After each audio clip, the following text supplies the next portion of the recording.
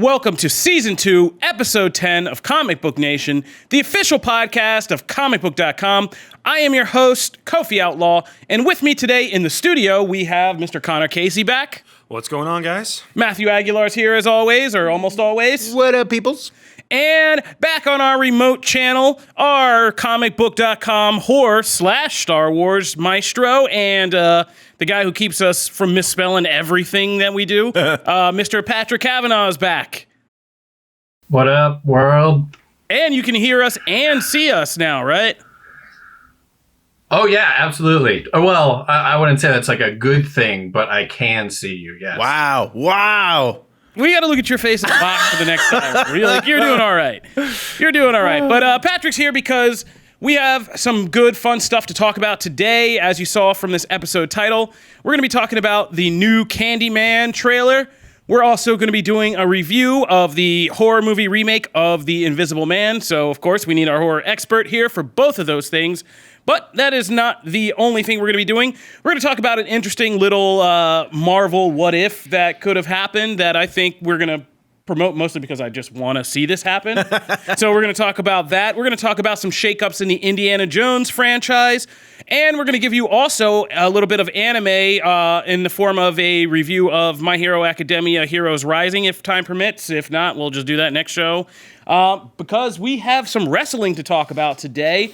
We thought Connor wouldn't be available for us because he was going to be out there doing what he does, covering a live event. But now it's kind of wrapped up in spectacular fashion. Yeah, if it looks like I'm disheveled, it's because I just came from covering the show and it didn't end well. What show are we going to be talking about today? Super Showdown. All right, so WWE Super Showdown, and we're going to be closing out with that segment. So all you wrestling fans, be sure to hang in. But let's start up at the top of things today in our news segment. Let's talk about that Candyman reboot or a remake, or no, it's not a remake. It's Candyman reboot or Don't sequel. say his name. You're already two down. Yeah, I'm already two down right there. Re-sequel. Yeah, the re-sequel of Candyman. And so we got the first trailer today, which featured Yahya Abdul-Mateen.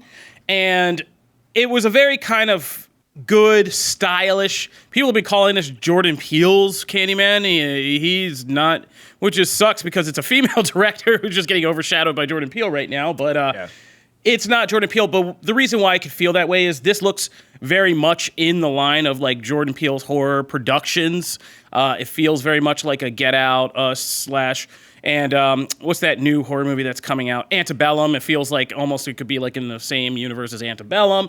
So it really did kind of take this new approach, and I think Charlie Ridgely even compared it to like a Shining vibe to the Candyman, which was, you know, a cult classic 90s horror film starring Tony Todd, the now icon Tony Todd. But this one is very much kind of about like the legacy of the Candyman and what it means. There's already fans have put together that Yahya's character could have some important ties to the first movie, and this could really be a direct sequel in many ways to that film. But the concept and how, of course, it's always about the concept, the whole Bloody Mary / Candyman concept and how it's executed. And there's one sequence in the trailer that shows a bunch of girls in the high school bathroom and kind of shows how that can play out in a very scary fashion without necessarily being so gruesome. Like one girl's in the stall while all these other mean girls are kind of like playing a game and get slaughtered while she's just listening to this happen. Yeah. And so we saw things like that and some other interesting concepts of how in this one has much better effects to show like the Candyman being very real, but also like not real at the same time, of people getting dragged around and killed by what looks like invisible forces, but is really this supernatural killer. And it looked like other themes about kind of urban life, gentrification, all this stuff are going to be kind of wrapped up in this story. And the first one was very much heavy on those metaphors. It was set in the projects with this white lady who comes into the projects to investigate and kind of all the cultural...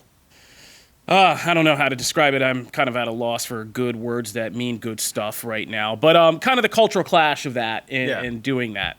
And kind of forcing this person from outside urban America to take a look inside urban America in the history of slavery and all this stuff.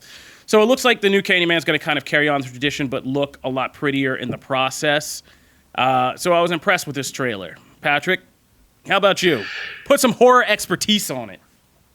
Yeah, I mean it's interesting because the original Candyman and obviously this one based on a Clive Barker story, and Clive Barker is bananas. Like Hellraiser is obviously one of his more well-known mythologies that he's created. So when you watch the original Candyman, sure, it's about saying his name 5 times into a mirror and him with his hook hand coming out of the mirror. But there's just so many other supernatural, cultural, political, racial, gender issues all going on at play.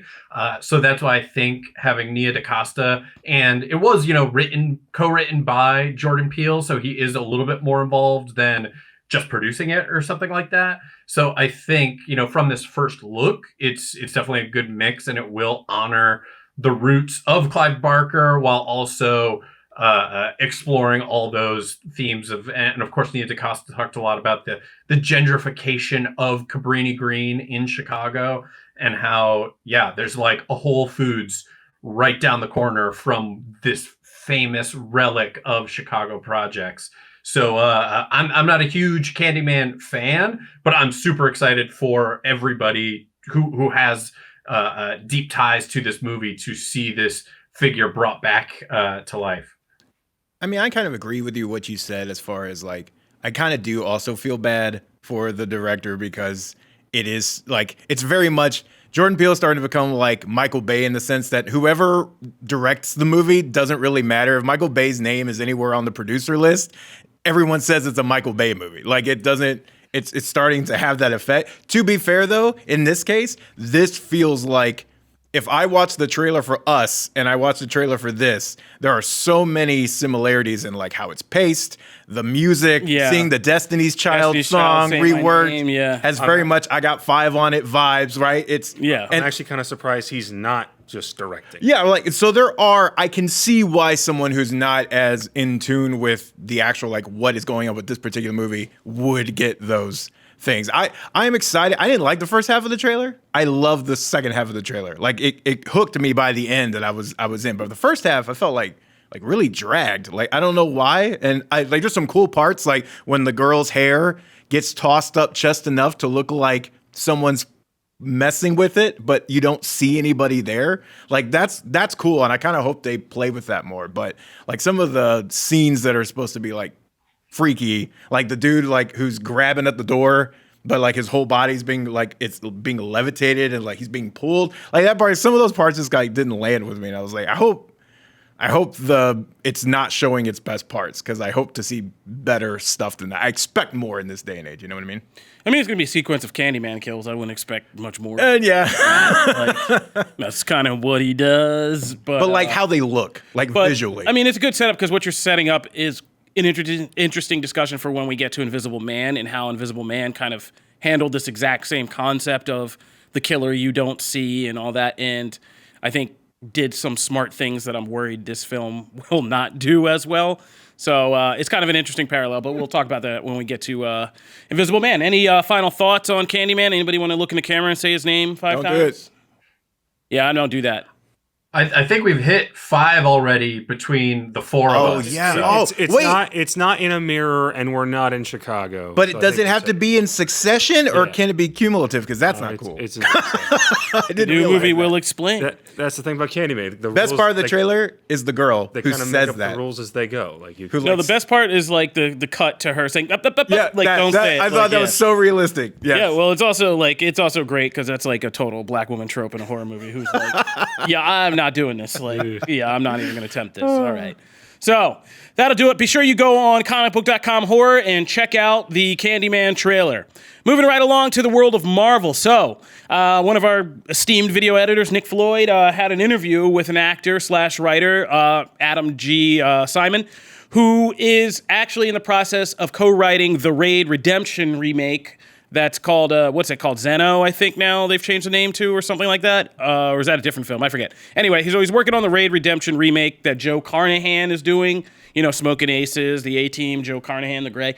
So we got to talk to him, and during that conversation, Nick kind of stumbled on something pretty interesting that we posted on Comicbook.com Marvel today, which was that Adam G. Simon had worked on and pitched a Punisher movie script to Marvel Studios. And this hasn't been something that's, been put in the pipeline or is getting made or announced.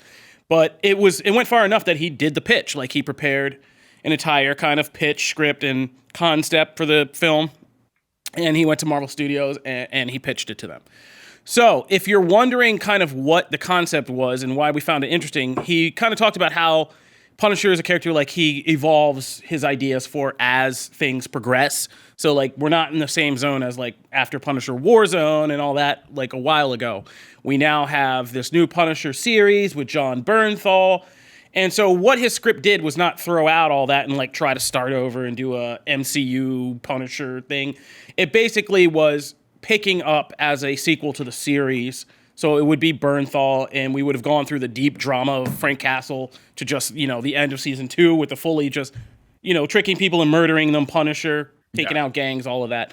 And basically, like, what the script would be was he compared it to 3:10 to Yuma, the kind of famous Western film with Russell Crowe and Christian Bale, like one of my favorite Westerns of all time. That's great. Yeah, fun fact, I have a thing about Westerns. What? Come at me. I didn't know that. Anyway, yeah, okay. I know. I reveal things slowly on this show, so come at me. But, yeah, so, like, Unforgiven, The Man with No Name, trilogy, all that stuff, spaghetti Westerns. Shut up. You almost got me with that. The Magnificent Seven. Almost. You were saying it. Okay. Yeah, the both Magnificent Seven versions, like all that stuff I love. So 3:10 to Yuma is one of the great ones. James Mangold, before he did Logan and all that. Christian Bale, Russell Crowe, about a kind of farmer that has to get this very famous outlaw, Russell Crowe's the outlaw, Christian Bale's the farmer, to this train in Yuma, and he'll get money that he'll be able to kind of save his farm and his family. And of course, it's not an easy journey. Doesn't end well. What's up? Doesn't end well. No, it doesn't end well. Well, I mean, it ends well for Logan Lerman, but that's a whole separate story. But so what this Marvel Punisher movie would have been after the events of the Punisher series, Endgame and all that, when the world has been through this calamity, that Frank Castle decides that, the biggest villains really taking out street criminals isn't it anymore. It's all this superhero, supervillain crap that's really screwing up the world. And he would want to punish the person in kind of most responsible for this, excuse me, who he would deem and kind of identify and investigate as Nick Fury. The person who kind of kicked off the Avengers Initiative, did all this stuff. And so basically he would kind of infiltrate and get to Nick Fury, which would set off a whole chain of events in which, the Marvel heroes, the S.H.I.E.L.D. organization, and some villains that would fit into the story would all now be on pursuit of the Punisher, who's trying to pull this kind of 3:10 to Yuma and keep Nick Fury. While Nick Fury is obviously trying to outwit the Punisher and get away. And it would be this kind of movie where eventually they would have to team up because whatever the villain threat would force kind of Castle to work with Nick Fury. And there would be appearances from, like, kind of the spy, S.H.I.E.L.D. related Avengers, Falcon, Black Widow, Hawkeye, stuff like that, in pursuit of Frank Castle and all of that, which sounded like a pretty dope Punisher movie if you're going to do one for the MCU. So like I said, we just wanted to put that out there because, one, we thought it was interesting, and two, that's not something that sounds too bad to happen. If you're going to get Punisher into the MCU somehow, and Jon Bernthal's Punisher, like, this seems like a good way you could do it. And Bernthal wants to play that character again. Oh, I threw that back link in there. Yeah, he's still game. Like, Bernthal's not going away. And setting it like that character, like, that's a perfect re-entry into the MCU. Like, that is a perfect way to get Nick Fury back into things, because now we've seen, like, at the end of some of the more recent movies, like, Nick Fury's influence is again expanding in different ways in the background. And also, I just love that he was like, I want Eminem to do the soundtrack. Oh yeah, because Eminem was so mad that the Punisher series got canceled, he would have Eminem do the soundtrack. Like, he had a full plan in place. Yeah, this was a man with a plan. It worked so well with Venom. Oh, Venom! Wait. First of all, Eminem on Venom was awesome. That was terrible. Venom. I think before you say words like terrible, you need to take Venom and Eminem. That's terrible. And compare it to Kendrick Lamar and Amazing Spider-Man 2. And then take that. Lamar and Black Panther. And then take and that. Then it smashes it. And then take that and compare it to Wiz Khalifa and Ninja Turtles and Shell Shocked and all that. That like, one was bad. But then we go back. I'm putting it on the level of, like, Black Panther album. To Will like Smith. Compares those mofos are getting sued. Like Will Smith and Wild Wild West. Taking it back to Westerns. That's a great song. That's the best part of the whole movie. Will Smith and Men in Black. Dude, Wild Wild I West. stand with Eminem and Venom. You're on your Venom. own. Venom. No, Venom. Got the Venom. Right here, this whole thing, by the Knock, way, knock, let the shows devil how in. successful it was. It was. Because you hate it. I hate you know the chorus. No, I know the one. I know the two syllables. That's all that matters. All they wanted you to do is walk around in the real world saying Venom. And it worked. And it worked. And that's why we got Venom too. Thank you, Connor. All right. So I'm sorry for Woody Harrelson's wig. if you want to, we're in the process right now of reaching out to Adam G. Simon and seeing if we can't get the sample pages from his script that he prepared so we could actually look over them. But that's a work in progress. But if you want to know more, go on Comicbook.com, Marvel, check it out, and hit up Comic Book Nation hashtag and let us know what you think of that pitch for that Punisher movie. Patrick, what'd you think? I remember you had some kind of funny things to say about the series. Did you like the series? I did. I tried to watch the series. Yeah. I couldn't get into it. I love Punisher Warzone, and so I think Punisher, kind of like Hulk, or even in my opinion, like Harley Quinn, it's a character who works better with other characters to play off of, as opposed to getting their own entire narrative devoted to them. So really, I kind of tuned out once you guys started singing, because I started singing LL Cool J's "Deepest Bluest." Oh yes, that's a great song. That's Yes. the peak theme song, in my opinion. Oh my god, We still haven't touched the best one, "Kissed by a Rose" by Seal on the Batman Forever soundtrack. That's not rap. That's not rap. And he's not on the with Heidi Klum soundtrack. anymore. No. He's not with Heidi Klum anymore. We're not talking about it. Let's keep moving on. Yeah, I don't even know. You're just a heel out here today. Oh my god. So, moving right along and keeping, we're not going too far with this because it all connects. It all connects. So, Indiana Jones 5 is coming up. And we've all been kind of trepidatious about that because Kingdom of the Crystal Skull, nobody's recovered from that. But there is maybe some hope on the horizon because we got word that Steven Spielberg is not going to be tackling this one and that they're eyeing James Mangold, director of The Wolverine, Logan, 310 to Yuma, Ford vs. Ferrari, the most recent one, as a potential replacement, which, I'm down with that if that happens. I think Mangold's one of the kind of quietly kind of directors who's kind of emerged as one of the better directors that we've seen in like the last 5 years, and he's done it with some solid hits like The Wolverine, like Logan, like 310 to Yuma, but he's kind of really grown into his own now. You hear him mentioned in like Oscar races more and things like that. So I think he's a great mix of like the kind of people we were talking about, like when we were talking about directors who could take over. What were we recently talking about? Who's like a new director? I know we were talking about Sam Raimi when we were the whole talking about Doctor Sam Strange Raimi. thing happened. Well, he's a good example. I mean, that's a good parallel. So James Mangold's a guy who knows how to make something distinctly artistic in his own, but like it's still been through the company's studio process and knows how to kind of ride that wave and balance it and balance the art of it with the studio of it and kind of come out the middle. He learned a lot from that last section of Wolverine, y'all. Like, the Silver Samurai, that whole thing. Like, he learned a lot. And if you've never read the actual movie James Mangold was going to make, like, you should go back and read that. No, it's pretty interesting. Yeah, it's pretty it's awesome. really interesting. Yeah, that whole scene with Wolverine in the village would have been on a lot longer, and it would have been like a lot crazier, like him fighting the entire hand through a village. So it was pretty cool. Like, I want to see that. Yeah, I want to see that too. And I wanted to see the costume. But that's neither here nor there. So James Mangold's potentially directing Indiana Jones 5. That gives me hope. I don't know about the rest of you. Absolutely. Sounds awesome. I love all his movies. Yeah. Patrick? Yeah, I mean, there's nothing about James Mangold that I think automatically, of course, that makes perfect sense. I don't have anything against him. There's nothing that excites me too much about it. But when it comes to Indiana Jones, sure, Kingdom of the Crystal Skull, not very good, but it's still an Indiana Jones movie. So I still like seeing, Indiana Jones gingerly brush someone's shoulder and it sounding like a sledgehammer. So I'm fully on board with any new Indiana Jones, and the fact that George Lucas won't be in it saying, well, this would be great, but what if we have a bunch of CGI aliens? So that's going to be an improvement. And I think what's also interesting is that it's now been long enough from Raiders of the Lost Ark was, unfolding in the 30s, and now taking place, a movie being made in 2019, that would put us at like the mid 70s that Indiana Jones would be in. So that idea, I think, is cool to me, is seeing Mangold tackle this period piece of Indiana Jones, hunting relics and stuff. Yeah, I mean, and we've missed the obvious joke here that the internet immediately went to, which is this going to be the Logan version of Indiana Jones? Is like Indy, you still have time. Yeah, he's like dying of cancer. He's got one last artifact to find to like save some kid or something like that. But you just sold me. Yeah. Like that, I will watch that because I was not very excited for this franchise. At the very end, he's coming down the hill, but this time the boulder gets him, but right before he does, he throws the artifact away, and Mutt catches it and swings on a vine with some monkeys to safety. With his dying breath, he says, "I hate snakes." Yeah. My whole thing with this is, what is his pitch on?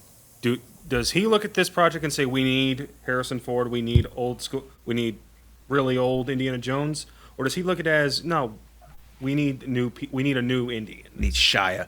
No, I mean, it's been pretty well established that like there is not going to be an Indiana Jones without Harrison Ford at this point. So like That's a mistake, but that's just I mean that's arguable. I mean, Indiana Jones definitely is ripe for reinvention more so than like easier than Bond or something like that. And there's plenty of charismatic young men of today that could take over that role. But I mean, Indiana Jones is also arguably a creation of like the serial era that these kids have no idea what that is. Like, it'd be hard to reintroduce the entire concept of Indiana Jones in a modern setting because it's just one of those things that comes from a world and a time and a place that like. Now, if you put Lil in front of it, Lil Indy. Oh my God! Lil Stop. Indy. Matt, sometimes I just want to throw you out of this studio. With a soundtrack by Post Malone. Oh, If yeah. you make it This Lil is why Indy and Post Malone, Post it'll Malone's sell. cover get of put Africa. between Yeah. you two, is so that Lil Indy. Post Malone does Toto's Africa for Indiana Jones 5. Yeah. I just We go sold to one. Africa. So I'm really interested to see. I mean, but Mangold, to be fair, like Patrick said, I don't think anybody thinks of James Mangold as one of those directors that you hear his name and you're like, yes, they got him. They got him. Like, they got him. I was hoping for it. Like, he's just one of those dudes you're like, oh, all right. And then you probably have to remind people, like, what his movies He's are. sneaky good. Yeah, he's very sneaky good. Yeah. Like, and you have to remind people what his films are. And, like, a lot of his films don't necessarily, like, blow people away. They're just very solid, good stories. He's like a Gavin Hood type director. he makes great dad movies. Like Ford vs. Ferrari is a Yeah. fantastic dad movie. Yeah. I mean, and now even Logan's a great dad movie literally and figuratively a great dad movie. So, I'm looking forward to this, and maybe he'll nail some of this indie stuff with somebody like Mutt or something a lot better than what we saw in number 4, because it would be interesting. It'd be a good time there's a room for their serious plot and themes about Indiana Jones being this kind of guy about, world cultures and knowledge and history and all the important things that are not so much in vogue anymore, that people don't care about anymore. So the idea of a sexy history professor is like, that's not one of those things we celebrate today. Not a lot of girls drawing over their closed eyelids for that anymore. Dude, you don't remember that in Indiana Jones? That's like one of the things we It teaching just in made me class. laugh. We're That's teaching the all. class, and the girl Yeah. closes her eyes, and there's And like a she's got message the- yeah. to him, like on it. It's just that was a deep cut. Yeah, dude, that was like that disturbed me. That freaked me out. I was like, women are that aggressive? Oh my God. And that started my life as an infocell. Anyway, so moving right along. From Indiana Jones, we're going to take a break really quick, but when we come back, we're going to take our deep dives of the day. We are going to talk about The Invisible Man, and we are going to talk about WWE Super Showdown. I think we're going to save My Hero Academia till next week. Hopefully when we could get maybe Megan Peters in here, Queen of Anime, to talk about it. So stay tuned for Invisible Man review, WWE Super Showdown recap when we come back. Alrighty then. So, The Invisible Man remake. We got a new version of Invisible Man from Universal Pictures, and originally this was going to be part of its Dark Universe franchise. R.I.P. to that. That started with Tom Cruise's The Mummy, and I believe this one was the one that was going to have Johnny Depp as the Invisible Man. Yeah. Johnny Depp. Well, now he's happy really being an Invisible Man from the spotlight with all he's got going on right now, so that's good timing. But it might not have been a good look for his persona right now, so that's good. So what we get instead is Lee Winnell, who was instrumental in doing this, working with James Wan to do the Saw and the Insidious franchises, and he broke out on his own and did some of the later Insidious sequels. And he just did, what was that movie last year? Upgrade, yeah. That was great. Yeah, Upgrade was Logan Marshall Green, the poor man's Tom Hardy. So basically, like, yeah, so he's had a lot of directorial experience. And what we get in Invisible Man is kind of the culmination of Lee Winnell's all his training that he's been doing. It's kind of like an Insidious movie. It's kind of like Upgrade with some of the kind of science horror stuff that it does. But I really enjoyed it. I posted on Twitter. I'm going to let Patrick kind of do the bulk of this kind of review portion. And we're going to do this in two parts. First, we're just going to give our general impressions. Then we'll talk spoilers so everybody can get a little bit of each.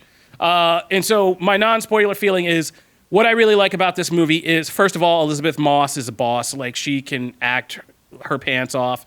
And a lot of this movie works because she is so great about bringing that same kind of Handmaid's Tale mix of just horrible trauma, but also kind of fierce determination and fire. And her character serves as a very good kind of avatar for what women have gone through for domestic abuse, and even just of different kinds, physical, mental, emotional.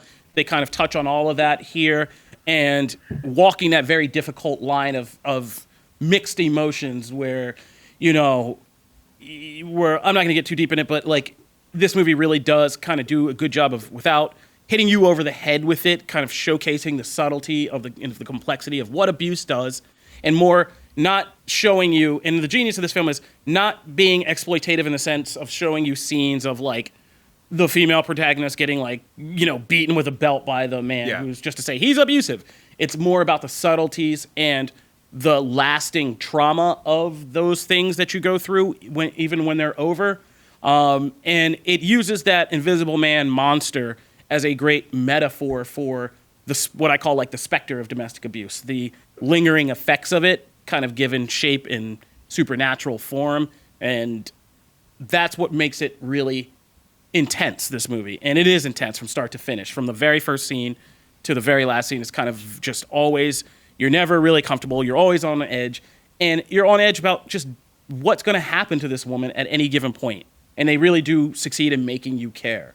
And you're not always worried about like her getting killed like in a traditional horror movie. You're worried about her having to go through more abuse of any kind, of just the slightest things, whether it's one of her friends not believing her and like kind of pushing away from her, or just her struggling with her own mind and feelings. So I think by kind of making the real world parallels really resonant in this, it did a good job of using this classic monster concept in a very novel and new way. And I think it really works. Now, when you start to think about some of the mechanics of all this and how it plays out and the whole just invisibility thing, it can get a little murky really quick. So as long as you can just accept that there's a dude who can turn himself invisible, you're pretty good. But that was my feeling. Patrick wrote an excellent review that you can read on Comicbook.com horror, or just click in the description of this show for the link to that. Patrick, give us a quick rundown about your review. Boil your excellent words down into just a blurb. Well, you definitely touched upon this, that it so effectively utilizes themes of domestic abuse, yet I never felt like the film had to rely on those as a crutch to like sell the premise, because it's not about the fact that Elizabeth Moss is a woman and she's trying to escape an invisible man. It's about someone wanting to express their torment on any individual for any reason. You know, the roles could absolutely have been reversed and the film would have been just as effective.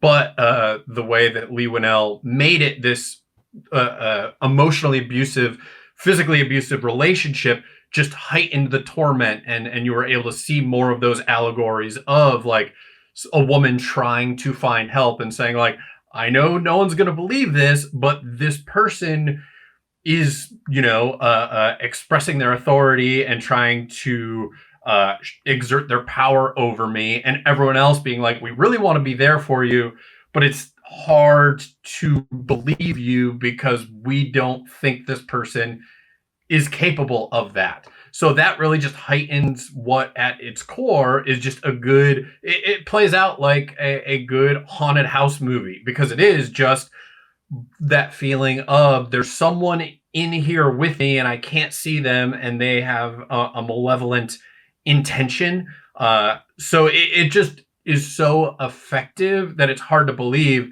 we've had to wait this long to get this movie, that no one's really like cracked this nut of a successful premise and of a successful formula. And, you know, we have Hollow Man, we have the original Invisible Man. Like, I don't know what you're talking about. We've seen the guy becomes invisible and goes crazy and does awful things. We've seen that before. So to just flip that premise and say, okay, but how do the victims feel about, you know, feeling like they're being watched or they're being tormented, really just makes not only just as a straightforward horror movie, a very entertaining, very riveting experience, but then also to add those complexities of those various, you know, misogynist microaggressions, just elevate it above just a run-of-the-mill horror movie. All right, so now we are going to get into full spoilers for Invisible Man.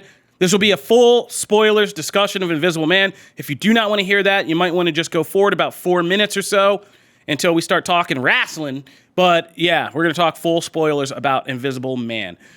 So, in full spoilers breakdown, kind of what I really loved about this movie, and when I thought about it later, is Oliver Jackson Cohen, who played the very troubled, drug-addled brother in Haunting of Hill House. He plays the Invisible Man, who's like this very famous inventor named Adrian, who is, what I love, one of the worst lines in this movie, though, is the throwaway line is, he's a world leader in optics. So that's like our explanation for how he can make an Invisi-suit. Yeah, whatever that means. Apparently, in this movie, like, it gives you superpowers. You're like Bruce Wayne if you're a world leader in optics. So anyway, but what the movie does is it never actually, I didn't realize this till thinking about it, but it never shows you him doing anything evil with any kind of clear lens. In the beginning, there's like where the whole beginning sequence is Elizabeth Moss escaping from his house. He has all these crazy security and alarms. It's a whole intricate escape plan she's been planning for a while that she finally executes one night while he's sleeping, and it's tense as hell because it's like her trying to watch him in bed on a camera on her phone and like get out of this house and do all these things to get out of the house. And even when he finally does appear, like when she's in the car with her sister, it doesn't show him. It just shows this kind of blurry figure run out, smash the window, try to grab her, and they drive off.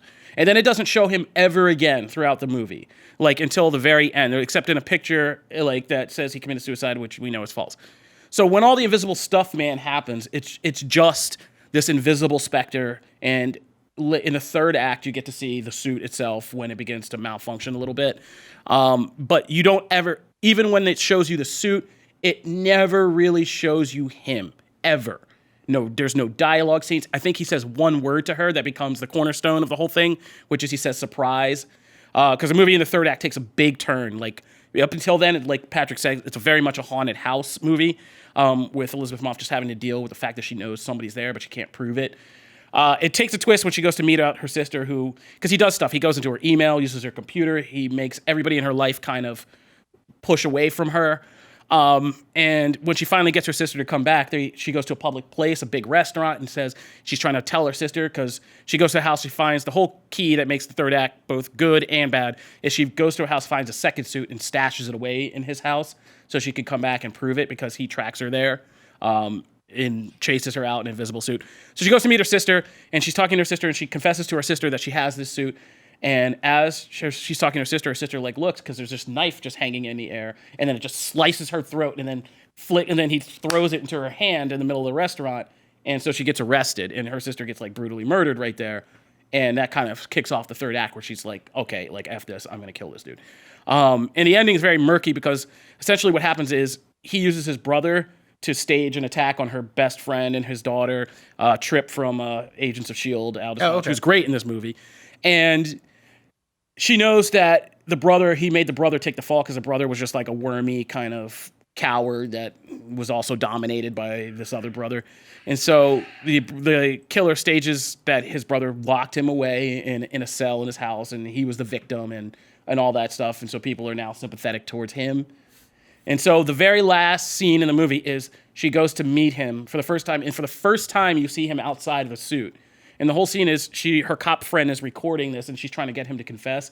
And this dude, in one of the best scenes I've seen in movies, he won't confess. It's a total gaslighting. She says, please, like, don't make me think I'm crazy. I know you did all this stuff in the suit. I know it wasn't just your brother. And he refuses to break. He refuses to do anything but pretend he's like the perfect boyfriend. And the only thing he says to her is, that would be a surprise. And he like emphasizes it because that's the word he said to her after he killed her sister. And that's like the only hit. And the guy, Cohen, kind of plays that scene very well. So with the cameras all recording and her friend listening, what she does is get the second suit out, come back in and slit his throat and put the knife in his hand. So it looks like he killed himself. And that's the end of the movie. And she gets her friend, a cop, to be like, he killed himself, right? And at the end, the guy's just like, yeah. And she walks off with like the suit and her dog, that which is a hilarious part of the movie, the dog. But it's been very kind of like murky. But what this does is you never get the crutch, like Patrick said, of seeing this guy act like a monster. Yeah. It's not about the guy. And that's the brilliant part of the movie. They don't try to do the sympathy. Oh, he was abused. Oh, none of that. He's just an ass. He's a monster. He's a sociopath.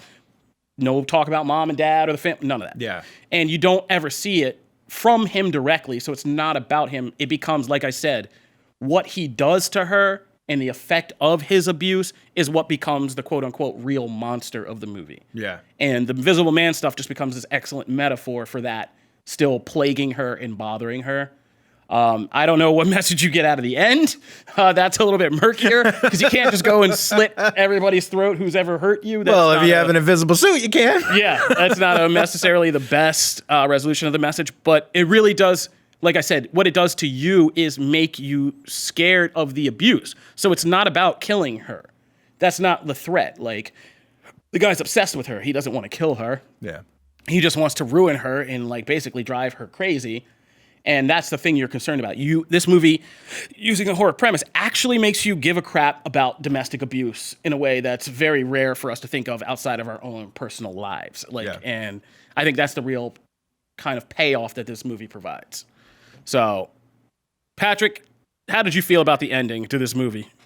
Yeah, I think the ending and how people react to it is going to be very telling of the audience themselves, because people who have experienced abuse or are just familiar with that situation, I'm sure they're going to see that act of justice of Elizabeth Moss. Like, yeah, I saw it with, press people, so everyone's reactions were very subdued, but I want to see this opening weekend and see how many people, applaud at that moment, because I'm sure it is going to be this empowering, like, yes, finally she's able to take back her own, independence and stand up for herself. Whereas I'm sure there's going to be other people who are going to understandably say, like, but wait, do we even know how much of that stuff actually happened? And that's not necessarily an incorrect opinion to have, but I think that's what makes the film so successful, is it plants that question in your head of how much are you going to believe what you're seeing versus what's told to you, and do you put your faith in the people telling you they're experiencing this trauma, or do you just look at the cold hard facts of the situation? So I think that's what's so effective, and also just a reminder of, like, in situations of abuse or trauma of any kind, there's never going to be a black and white solution of good and evil or right and wrong. It's just this big gray area of all of the ways that abuse just sends these shock waves and ripples through the entire community or social circle or whatever, which is almost reflected in the opening sequence where the title cards come up with these waves crashing on the rocks and reveal, the Invisible Man logo, that it's waves and waves of torment and trauma and abuse that hopefully will be broken by the end of the film. All right, yeah. And just to add, I mean, there's also the final thing, which I think will be more kind of controversial and interesting talking points of the finale, which is, there is a whole line of theory about people, when you've suffered abuse, the danger of it kind of seeping into you and replicating those types of behaviors, which, you can look at the ending as a justice thing, or there's argument to be made that it is the other way, because, I mean, she starts dressing differently. Like, everything is very different, and it's a much darker character who walks out of that house. So, and as I do want to mention, speaking of seeing, if you are at all interested in seeing this movie, go see it opening weekend with a packed crowd because it has some of the biggest jump scares And well but earned. I'm sure by the end of the year it will go down as, maybe not the best horror film, but just some of the most like edge of your seat huge monster scares that I'm pretty well accustomed to scares and picking up on those things, and they had a huge impact on me, especially thanks to the sound design of the film. It is ferocious, is how I would describe this film. Yeah, it's pretty brutal. And there are some moments that, like you say, jump scares are hard to come by these days and earn because most people can sense them. But this movie, using the invisible premise, just straight up just catches you off guard in certain moments. So go check out Invisible Man. I gave it 4 stars in my own little Twitter review. Patrick, what'd you give it? Yeah, I gave it 4 stars. It's not, I don't think it's going to go down as like, a best of the decade type of film. There's definitely other films that I've liked this year, but it's just very solid, very engaging, has a lot to say, very effective, lots of good stuff in it. All right. So that's Invisible Man. We'll throw it over now to our wrestling experts, Matt and Connor. You guys, WWE Super Showdown. You thought this was going to be a very different event today. You guys had very plans on keeping up with everything that was going to be going on. You were going to film a whole segment for this. And then what did we get? A tooth. We got a flying tooth. We don't know if it was a tooth. It might have been The Flying Tooth is WWE's newest star. I wrote about it, so it's a tooth, dang it. It's a tooth. Fair enough. Yes, Kofi. We did have a WWE show today. We had the Super Showdown. And Matt, I think you share my disappointment with this show. Just overall, yes, I agree. But I didn't know which part. I think you know which part I'm talking about. Okay. I don't really have any other issues with this show. I'm fine with Undertaker beating Styles. Because here's the thing. Styles is basically Teflon. He can just come back on Monday, cut a promo, and they've got a match at me. So just give you guys context. The Undertaker came out and chokeslammed He basically put like a Gavin Hood Warrior, Tom Hardy on AJ Styles with just one quick chokeslam. The ref said, someone come down by the count of 10.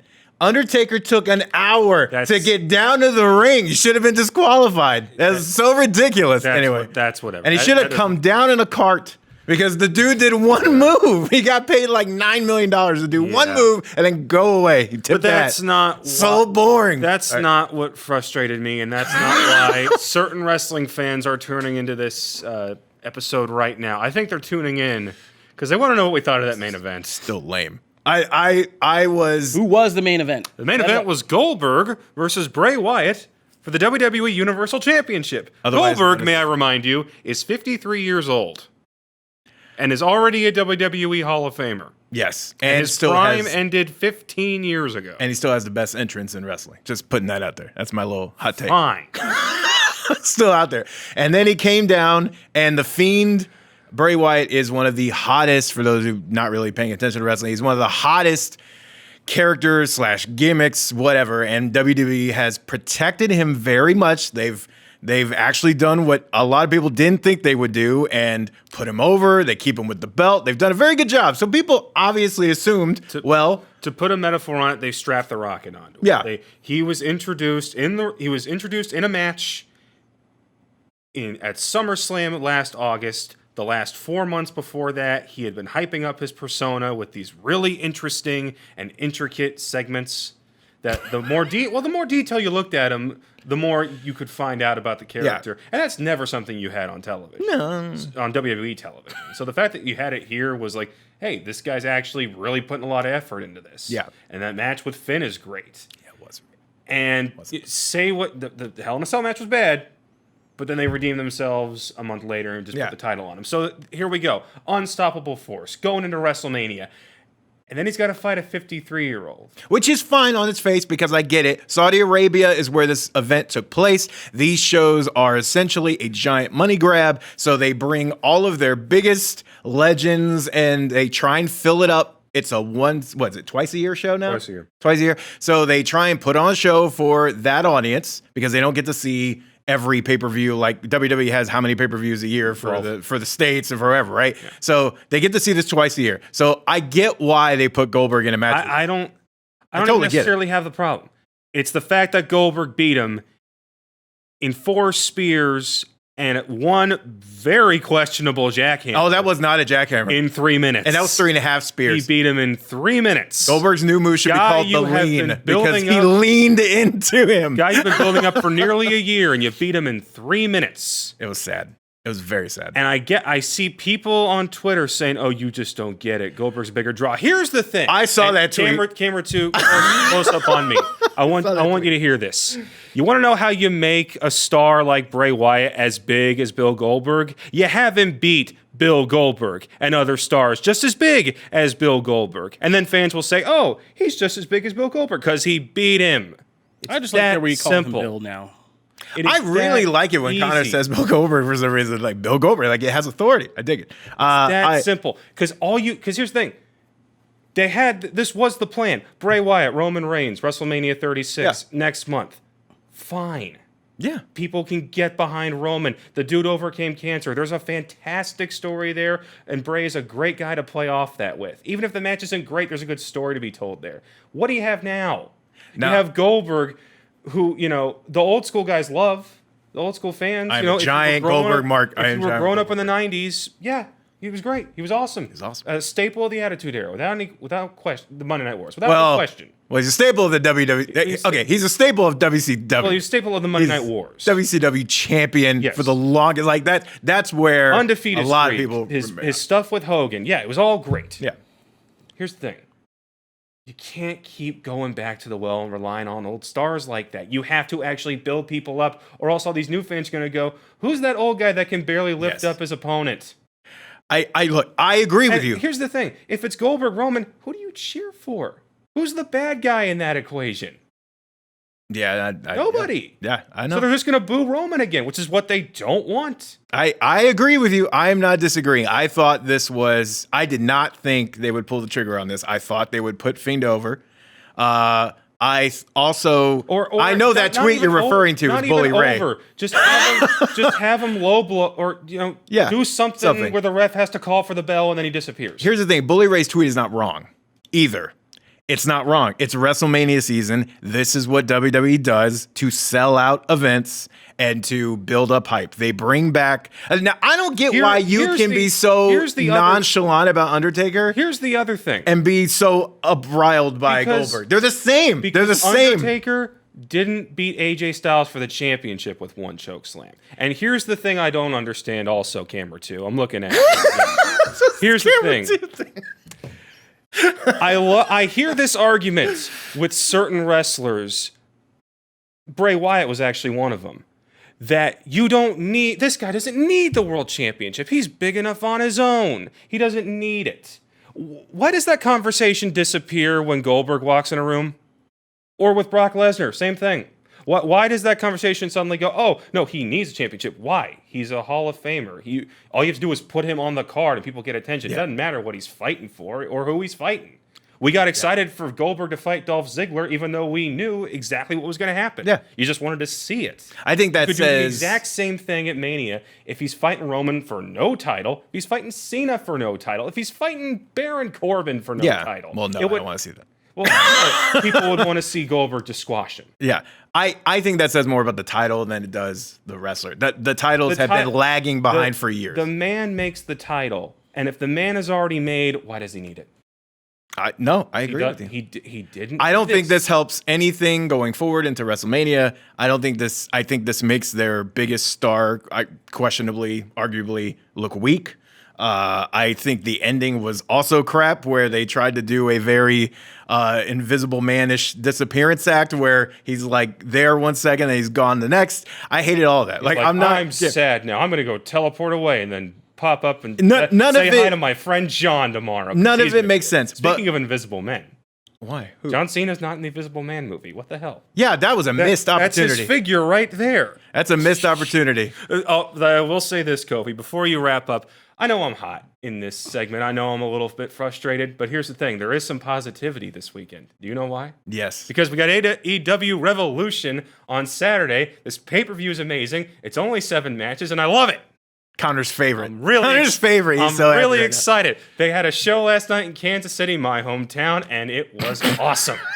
You had a 30-minute Iron Man match with Kenny Omega and Pac, and it was fantastic. Do you want to call on camera 2? Camera 2, look at me. Look at my eyes when I tell you need to watch AEW Revolution on Saturday. Also, go read my post about the tooth. The thing I'm more concerned about in all this is like what's going to happen to Goldberg's acting career. Like, this is going to set it back a ways. Well, Santa Slays 2 has been delayed. I'm sorry. Yeah, and the Flash needs, though, Slayer. We need that back. We could always get a Nash Bridges redo, and then he could come back for that because Goldberg was in Nash Bridges.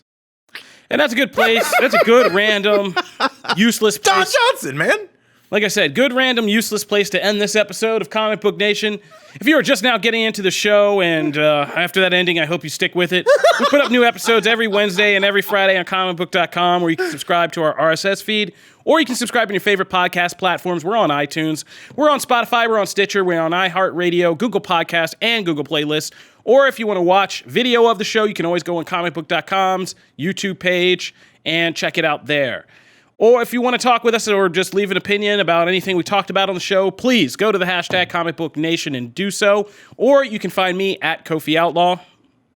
At Connor Casey _CB. And you can find me at Matt Aguilar, CB. And you can see Patrick's handle right over there, over his window. It's at the Wolfman. So you can find him there. Now, camera 3, look at me. Look at me. If you enjoy the show, go on iTunes and leave us a 5-star review, because we are coming up next week, I think, on our next show. We are going to read some reviews on the air. And if we read your 5-star review from iTunes on the show, we will send you a free Comic Book Nation t-shirt just like this one. Camera 3, get this. Get this, camera 3. And 5 free sweaters. Again? Stop. No, Matt. You Matt is going to really tie us up as CBS Legal. I was on. Viacom CBS Legal does not support anything Matthew Aguilar is saying. We send you one shirt. That's the agreement Viacom CBS has made. So, if you like the show, leave a review, you get a shirt. I don't know about the rest. That'll do it for this episode of Comic Book Nation. Thank you for tuning in. As always, we'll see you guys next time. Peace. Later.